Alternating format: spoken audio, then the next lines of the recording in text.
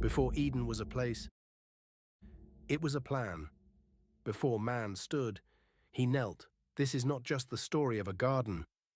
It's the moment God touched dust and made it sacred. The garden prepared, the heavens and the earth were complete. But God was just getting started. On the seventh day, he rested. Not from weakness, but from perfect completion. And then the Creator returned to form something personal. He planted a garden in the east, Eden. Rivers flowed through it.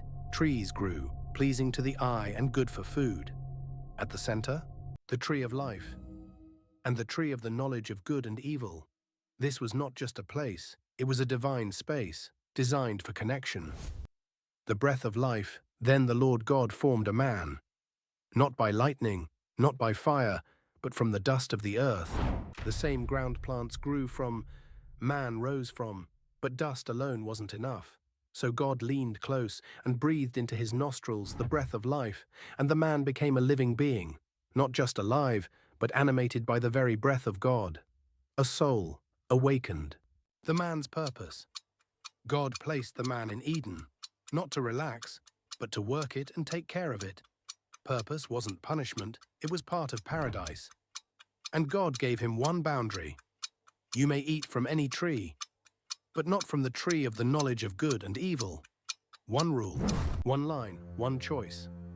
The first relationship, God looked at the man and said, "It is not good for man to be alone."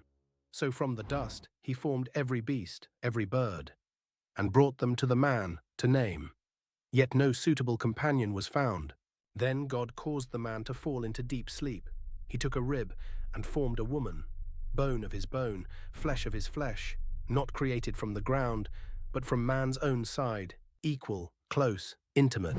And the man said, "This is now bone of my bones and flesh of my flesh."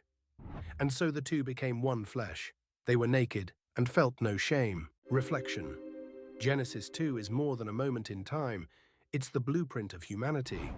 A God who forms with his hands, breathes with intention, and designs us not to be alone, but in relationship, with him and with each other. Eden was never about perfection. It was about presence and purpose. But where there is choice, there is always risk. In Genesis 3, paradise is challenged. A serpent slithers in, and the first temptation will test the first humans. Subscribe to the Testament Vault. The next chapter changes everything.